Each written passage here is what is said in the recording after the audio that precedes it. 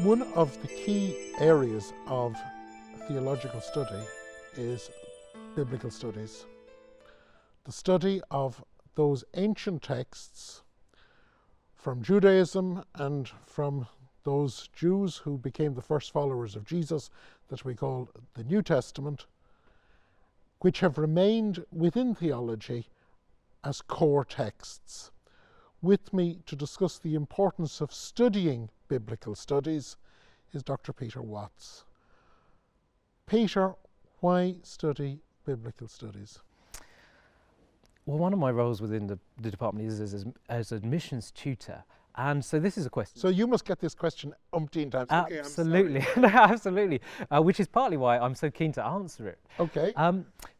Because commonly as well, people look at theology and biblical studies and they think, what's the difference? And also biblical studies, is that not just for people who hold the biblical text as sacred? And my first answer to that question is no. Biblical studies is for everybody. Anybody can study biblical studies, and historically we've seen it even developed partly from those who were atheists or came from a perspective other than Christian, partly in order to, in their case, disprove the biblical text they thought. Okay, so someone like me who's a theologian who sees biblical studies as a subset of a larger study, you're saying you don't have to just treat it as a subset of a larger study. You can treat it as you can treat it outside of that context. Yeah, I think so. I think that it exists in both, and I think that there are departments of biblical studies in their own right. But I see the place for it is within a theology department, because when we're studying the text in detail, and biblical studies has its own range of tools. So philology is important, the studying of the words, the language. So we teach Hebrew and Greek, the study of the languages themselves, to study the original text. This is important. Archaeology is important, because what we're aiming to do is understand the development of these biblical texts, what they meant in their original context. So all this range of tools are important, but I think the place is to set those within a theology department in order that there can also be a conversation between the text and the tradition. But even then, there is a place for secular biblical studies in the sense that the Bible is such an important text. It has such a huge influence. So when we're talking about British culture today, whether it's the law system, even aspects of popular culture. In one of my recent modules I've been talking about Mumford & Sons, you know, a band that uses biblical texts within their lyrics. So the Bible has had this massive influence on culture. So the study of the Bible is profoundly important. Even in our own department, we've had notable examples of those coming from not a Christian or Jewish perspective, but being involved in biblical studies. So recently, our retired Professor Casey published a book on Jesus of Nazareth and entitled it An Independent Historian's View.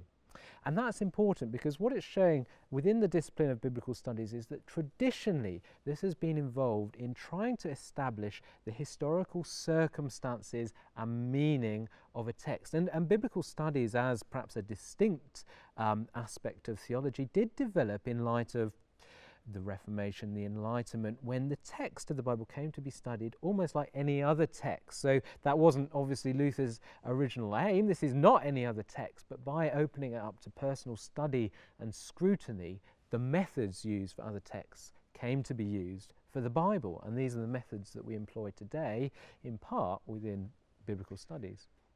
We do biblical. Why do you think many people are fearful of biblical studies? One of the main concerns with, from the outside perspective of those who perhaps don't know what goes on in a secular university, in a biblical studies department or biblical studies within theology, is that somehow biblical studies will disprove the Bible.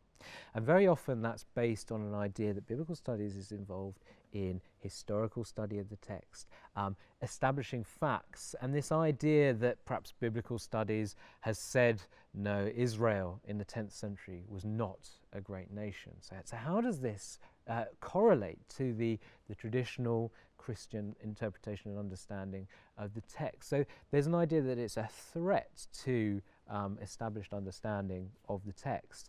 And I think that is a valid concern on the one hand, but also the Bible, as an important text of Christianity, of Judaism, must stand up to scrutiny. So this is another aspect that rather than avoid these questions entirely, why not delve in and see what the answers are? And sometimes even what seem like critical answers can in fact be very helpful, even to those within faith perspectives. And of course, there's the other aspect, is that many biblical scholars would argue that the critical approach to the text, let's take for instance studying the first 12 chapters of the book of Genesis, hasn't actually done anything to disprove it, but has actually freed that text from being a surrogate for science, or a surrogate for history, or a surrogate for explaining how place names occurred in the ancient Near East.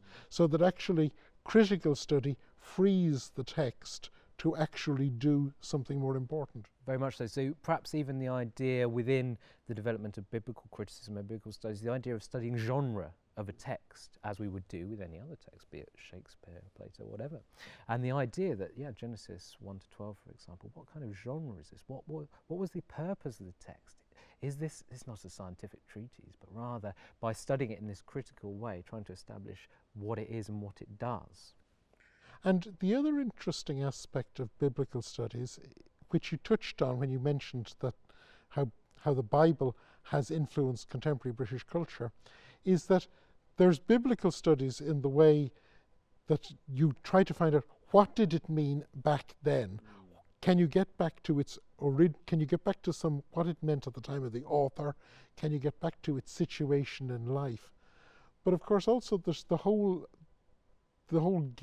vision of biblical studies has changed since the work of Gadamer. How is the text received? And that every reading of the text is actually a new text, and every rereading of the rereading creates more text, so that the world of reception criticism is actually creating not a new world, but endless new worlds for study. And an important thing there as well is it's drawing on the methodology of literary theory, so drawing from English departments into the theology department, and it is very much in that direction that theology and biblical studies took these methods over. But what's incredibly important there in the contemporary sphere is, what about a text that talks about women submitting to their husbands? What does that do within a contemporary context, as well as reader response, the idea of each reading creating an interpretation in the contemporary? We've also got in biblical studies this idea of asking about the reception of the text and what it has done and what it is doing in contemporary context, and asking, is that just? Is it just to use the text in this way? In what other ways can it be read? Are there liberating ways in which it can be read? And that again is an important aspect of biblical studies that relates not just to the historical meaning, its original meaning, the intention of the author and its original reception, the audience that it was written for, but reception throughout the history, really, not just the history of the church, but the secular world as well, right up to the present, and asking, why has the text been read in this way, and what can we do about it? When we talk about biblical studies, there's also another image that somehow or other that is, and we know you touched on this, but I'd like to try and bring it out explicitly, that somehow or other here is a book, it's full of propositions, and we're trying to either tick them off as true or false. How in biblical studies do you break out of that sort of notion that it's a book of propositions and that you mark it out of 10, oh, that's true, that's false, or else that proves this or that? How do you get out of that forensic vision of the text? Two aspects here are important. One is literature, the idea that this is literature studied with literary methods. So we're not bringing in...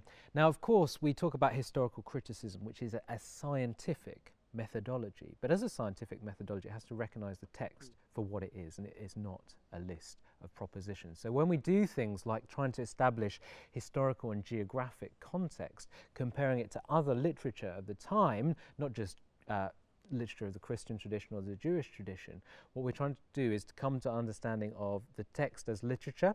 And of course, as part of that, we have to understand that it is a text about the divine. So it's one thing to say we're using secular methods, but we have to recognise that the authors were addressing the issue of God and their relation to God and the people's relation to God. And one of the downfalls and one of the reasons that people have been suspicious of biblical studies from an external perspective is perhaps that that idea was lost, particularly in the 18th and 19th century, in reducing it to just any other text, like, I don't know, the manual for my television. Actually forgot that the primary content of this was talking about God. And actually that, by recognising that as well, we can overcome some of the dangers inherent in contemporary biblical studies and its development. Peter, thank you very much for coming to talk to us. And I hope to you, the viewer, this has given you just some insight into not only the range of biblical studies, but the complexity of the tools that we as scholars try to bring to that text. Peter, thank you.